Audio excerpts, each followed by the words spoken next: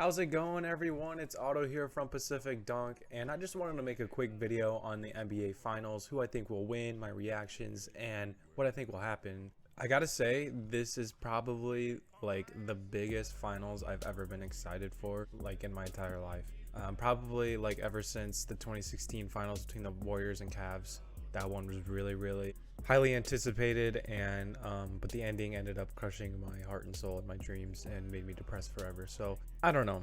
Hopefully this finals doesn't do the same thing to me.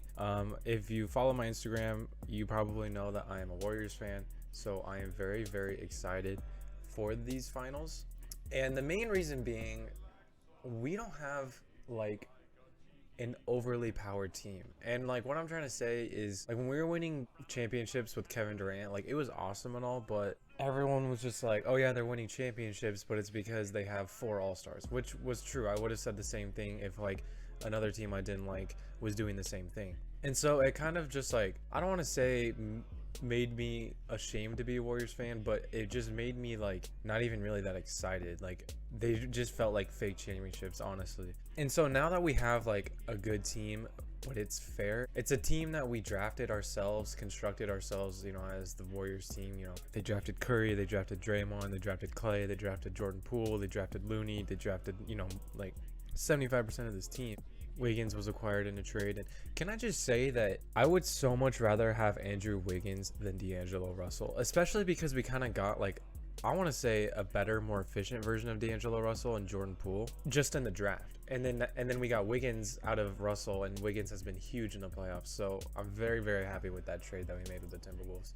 Anyways, I don't want to just talk about the Warriors. Let's talk about the Celtics. This is literally another team that did the same exact thing as the Warriors, which is awesome to see. It's just two very fairly matched teams, and the Celtics built their team from the draft too. Jason Tatum, Marcus Smart, Jaylen Brown, Robert Williams, Al Horford. He didn't get drafted by the Celtics, but it seems like his heart is really in Boston, which is awesome.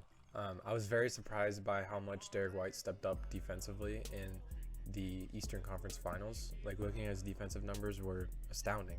Al Horford has been absolutely terrific in these playoffs, so I'm excited to see what he does.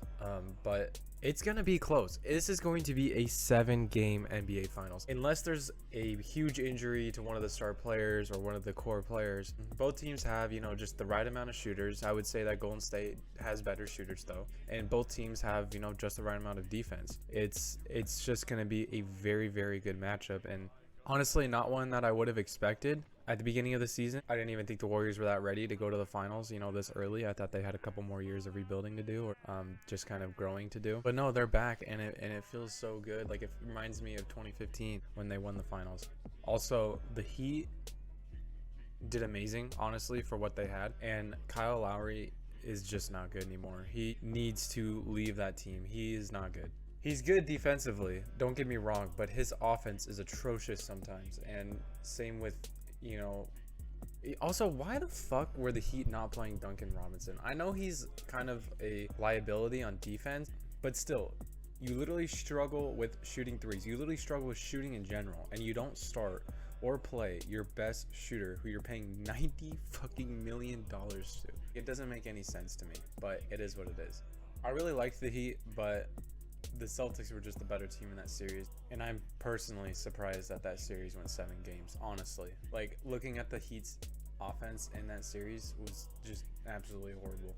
Now, one question I have is, would these playoffs be different if Chris Middleton was healthy in that Celtics series? I don't know. The series went 7 games with Giannis just carrying, and without Middleton. I feel like Chris Middleton playing would have put the Bucks over the Celtics just a little bit. I feel like the Bucks could have possibly been in the finals right now again, but it's just unfortunate. I think injuries are so stupid, especially when it comes to playoffs. It's so annoying when a good player on a good team gets injured and then their team gets knocked out even though they should have went to the finals. It's just so frustrating. It's the same thing that cost the Nets a championship, or at least a finals appearance last year, because they had a team of Kyrie Irving, James Harden, and Kevin Durant, and when healthy, that team was really scary. But then come, you know, that series against the Bucks, Kyrie Irving doesn't even play, and James Harden is coming off an injury and playing like absolute booty. So was really unfair, and I think it's just so dumb when that shit happens. But we at least got a fair finals matchup between the Suns and the Bucks, so I'm not complaining. But this finals matchup just really excites me. We finally got fair teams in the finals. Like, I know we did last year, but like, I don't know why this just feels different, especially because, you know, they drafted most of their team. It's just, I don't know why this just feels different. I feel like it's because we don't really have super teams anymore. So this playoffs was a lot more fun. You had no idea who was going to go to the finals. You had no idea what was going to happen. It was really awesome, and I loved it.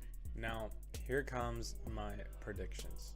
Personally, I think, and I'm not just saying this because I am a Warriors fan, I'm not being biased, I promise. I think the Warriors are going to win in 7. Now, yes, I have to have confidence in my team. If I vote against my own team in the finals, then that is, you know, just like it's sad. Unless I was like a Cavs fan back in, like, what was that, 2018, when the Cavs played the Warriors with Kevin Durant and LeBron had like Childish Gambino and a bunch of SNL actors as his teammates, then that's justified. But this year, with such a fair matchup, if I say the Celtics in 7 against my own team, that's just, why the fuck would I do that? But like I said, I'm not going to be biased. I'm actually going to justify my reasoning. I think the Warriors, it really just comes down to this. The Warriors have more finals experience. Steph Curry, Klay Thompson, Draymond Green, Kevon Looney, and Andre Iguodala. I don't even think Andre Iguodala is going to start. I just think he's going to probably provide some like player coaching type shit and, you know, off the bench.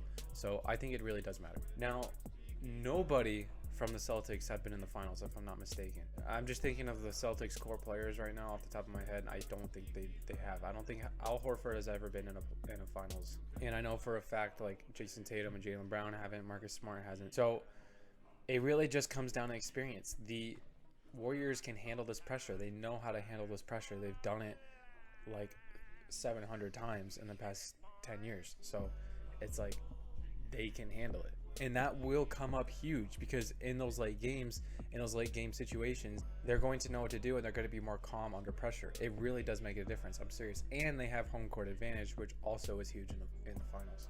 Now, let me say this. If Draymond Green, for some reason, gets injured or suspended, because I could see him getting suspended again, and you saw how big of an impact that had in 2016. I know it's 6 years later, but if he does miss any games for any reason, I think that the Celtics have a very good chance of winning.